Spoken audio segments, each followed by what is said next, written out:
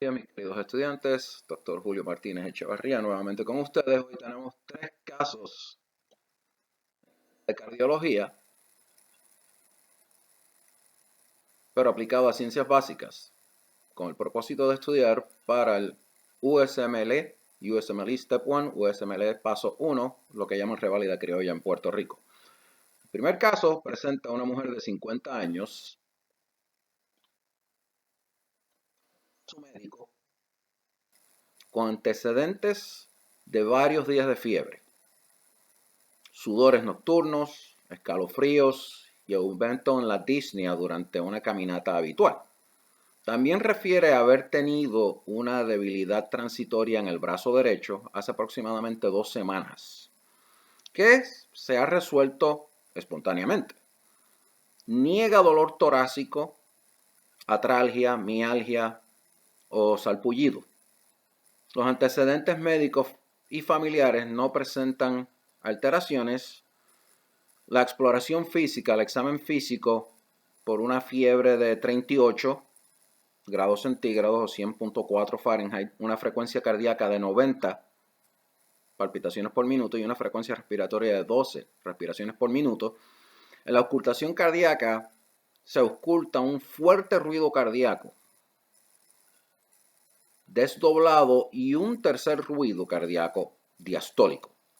Y se presentan estertores y aumento del frémito táctil en ambos campos pulmonares, en ambos pulmones. La pregunta que les tengo sería, ¿cuál es el diagnóstico más probable? La segunda pregunta es, ¿qué afecciones deben incluirse en el diagnóstico diferencial? La tercera pregunta es, ¿cuál es la epidemiología de esta afección? La cuarta pregunta, en este mismo caso, ¿qué complicaciones puede resultar de esta afección? Y tenemos una quinta pregunta. ¿Cómo se puede explicar los resultados del examen cardíaco? Contestación para la primera pregunta, ¿cuál es el diagnóstico más probable en este paciente? Sería un mixoma cardíaco, que son rarísimos, por cierto, de la aurícula izquierda. La mayoría de los mixomas surgen del endocardio mural y miden entre 1 y 15 centímetros. Un mixoma es un tumor en el corazón. ¿Qué afecciones deben incluirse en el diagnóstico diferencial? ¿En qué tú debes de estar pensando a medida que haces tu examen físico, tu entrevista con el paciente? ¿A qué conclusiones tú estás llegando?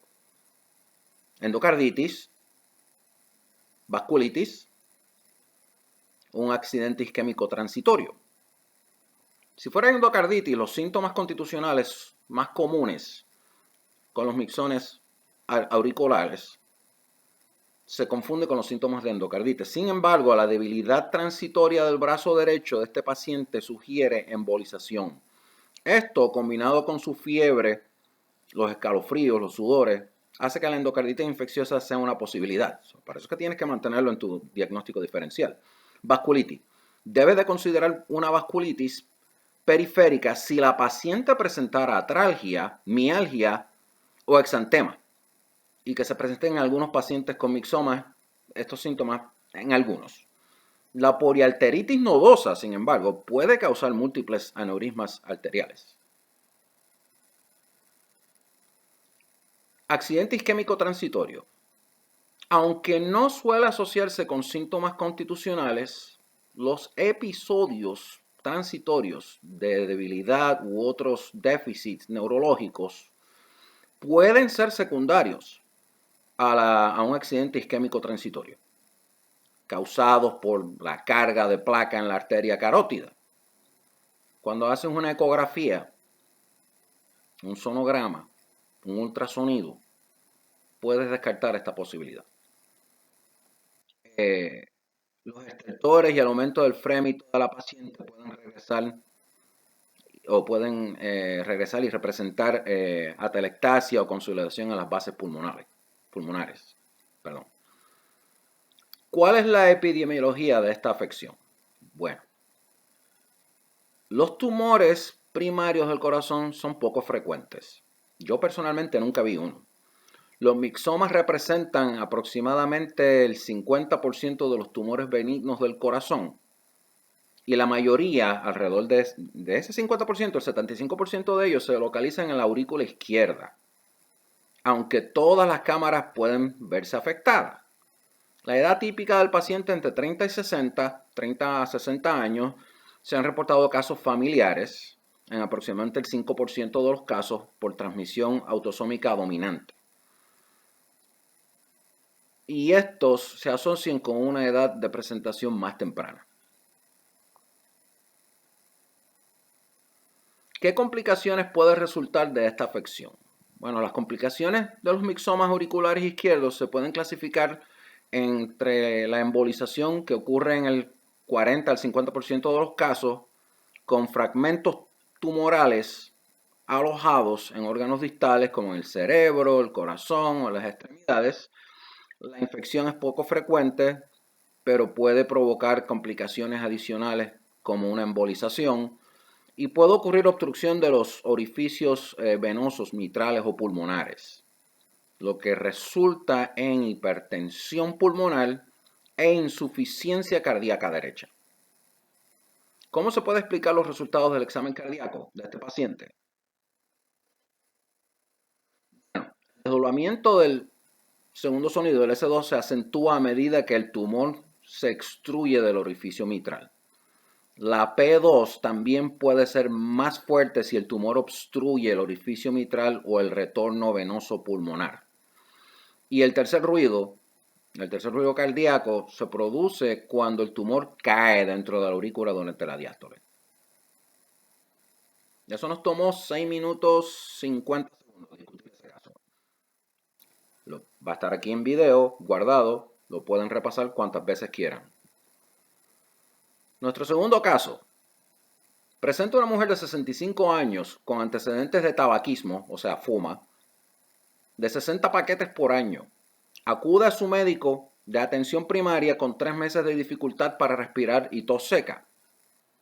Hasta hace poco podía caminar las 4 cuadras hasta su supermercado local sin dificultad alguna para respirar, pero ahora solo puede caminar 1 cuadra antes de tener que detenerse a descansar. Y se ha estado despertando con dificultad para respirar y se siente incómoda acostada en la cama. El examen físico se destaca por crepitaciones en las bases pulmonares. No hay evidencia de hepatosplenomegalía ni distensión venosa yugular. Las preguntas que tengo son las siguientes. ¿Cuál es el diagnóstico más probable? Empezamos con el diagnóstico. La segunda pregunta es, ¿cuáles son las causas más comunes de esta afección? En la tercera pregunta, ¿qué síntomas ayudan a diferenciar la insuficiencia cardíaca derecha de la insuficiencia cardíaca izquierda?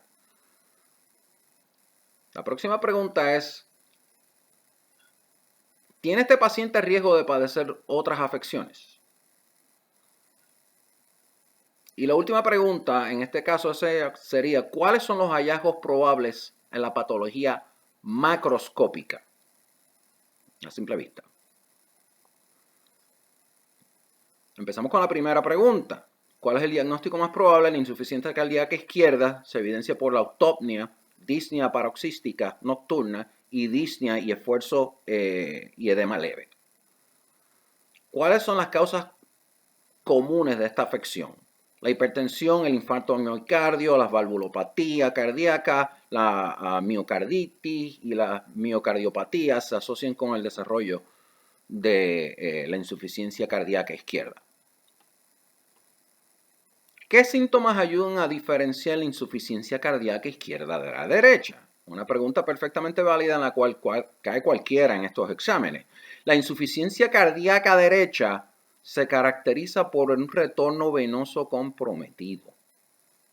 Y este se puede manifestar como ascitis, edema significativo de las extremidades inferiores, distensión venosa yugular y hepatosplenomegalía secundaria a la congestión del hígado y el vaso.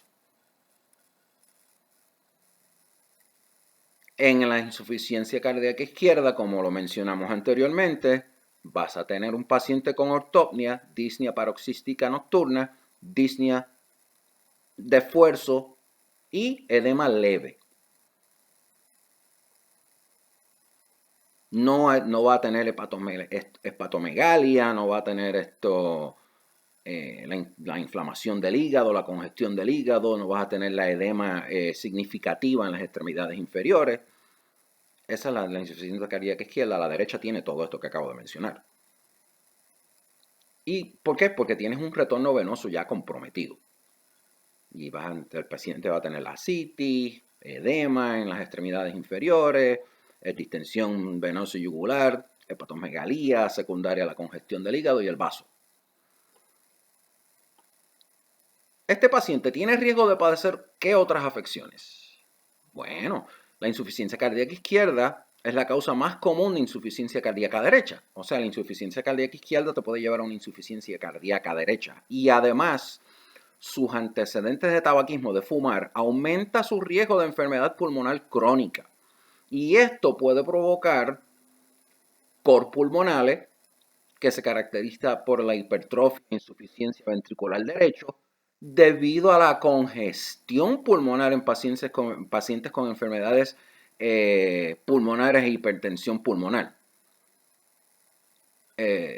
Recordemos también que la enfisema, que es provocado por el tabaquismo, el fumar, se asocia comúnmente con cor pulmonares. ¿Cuáles son los hallazgos probables en la patología macroscópica? Bueno, macrófagos cargados de hemosiderina en el pulmón se observan comúnmente en la IHL. Y si la IHL provoca insuficiencia cardíaca derecha, estamos hablando de la IHL, recuerden que es la insuficiencia cardíaca izquierda.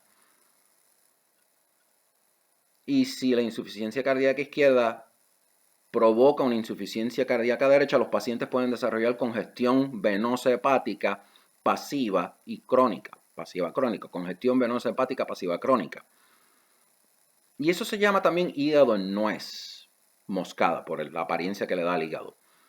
La congestión en la región central del lóbulo hepático provoca el depósito de pigmentos rojos o color marrón de las células sanguíneas y se puede provocar necrosis centrolobular. Esto nos tomó unos 6 minutos, este segundo caso. Y el tercer caso nos lleva un hombre de 75 años, no fumador. Tras una cirugía abdominal reciente, presenta repentinamente dolor en el músculo de la pantorrilla de su extremidad inferior izquierda. Lo que llaman en Puerto Rico la batata izquierda. Su hospitalización desde su cirugía hace 3 días no ha presentado ninguna complicación. Los antecedentes médicos y familiares del paciente no revelan enfermedad cardiovascular ni neoplasias malignas. En la exploración física, el examen físico se encuentra afebril, no hay fiebre, no presenta sufrimiento agudo.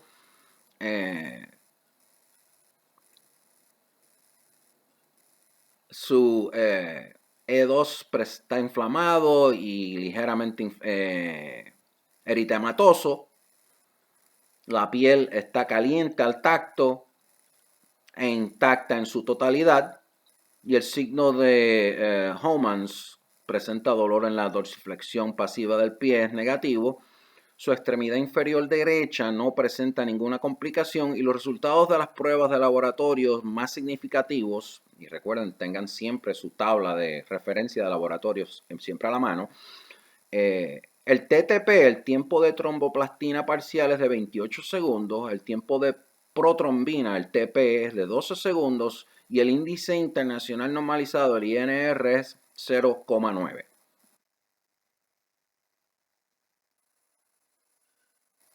Preguntas, ¿cuál es el diagnóstico más probable? Segunda pregunta, ¿cómo se diagnostica esta afección? Tercera pregunta, ¿en qué otras afecciones se eleva el dímero D-dimer? Cuarta pregunta, ¿cuáles son los factores de riesgo de esta afección?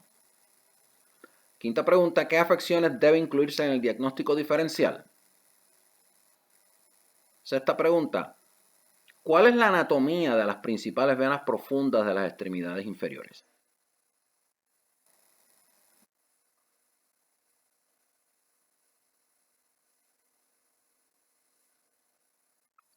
unos segundos para usar.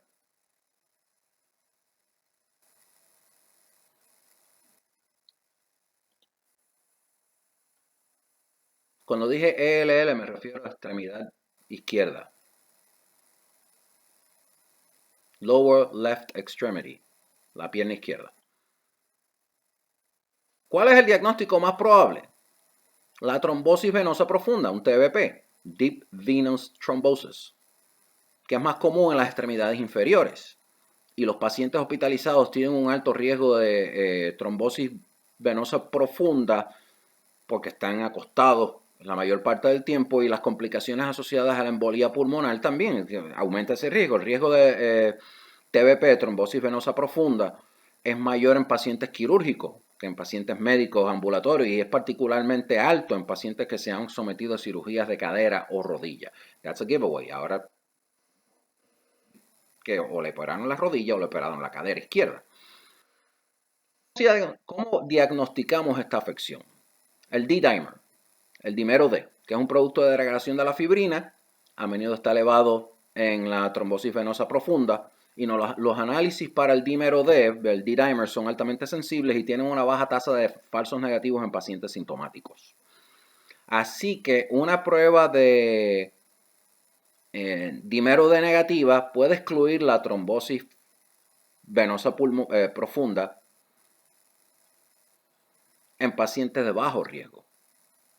Ahora, en poblaciones con prevalencia de trombosis venosa profunda de TVP, que establecimos que son los pacientes quirúrgicos, se puede utilizar pruebas adicionales para diagnosticar o confirmar la TVP, especialmente la ecografía venosa profunda con examen de las anomalías del flujo que estarían presentes con un trombo.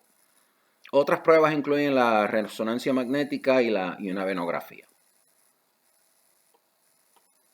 ¿En qué otras afecciones se eleva el dímero D?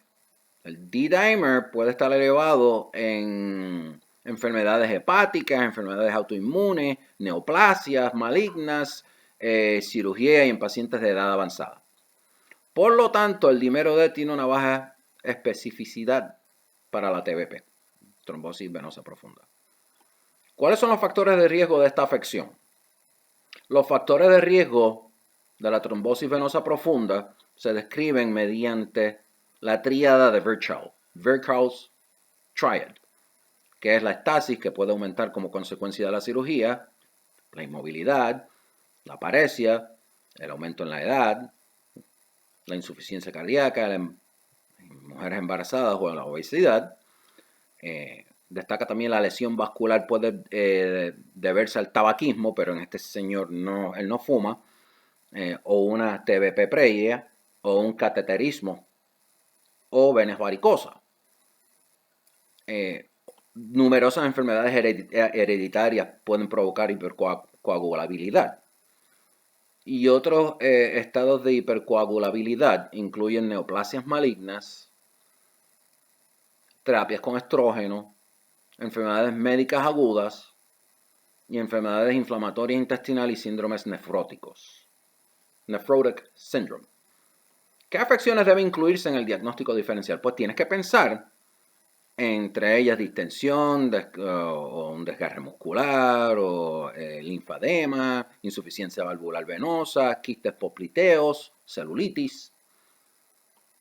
¿Cuál es la anatomía de las principales venas profundas de las extremidades inferiores? Ahí tenemos la vena tibial anterior, la tibial posterior, la peronea, que convergen en la fosa poplitea inferior para formar una sola vena poplitea, como las ramas de un árbol. La vena poplitea continúa medialmente para convertirse en la vena femoral superficial.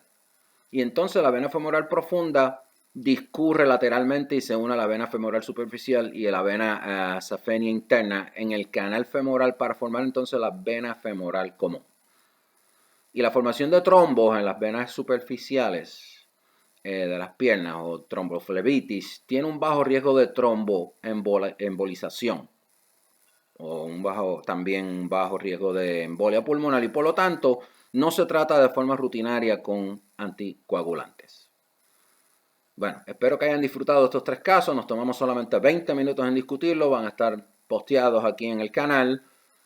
Denle like si les gusta, suscríbanse y el viernes tenemos, este viernes yo creo que no vamos a poder tener nuestra charla en vivo, pero voy a grabar nuestras preguntas para el viernes para que ustedes puedan beneficiarse de la conferencia del viernes.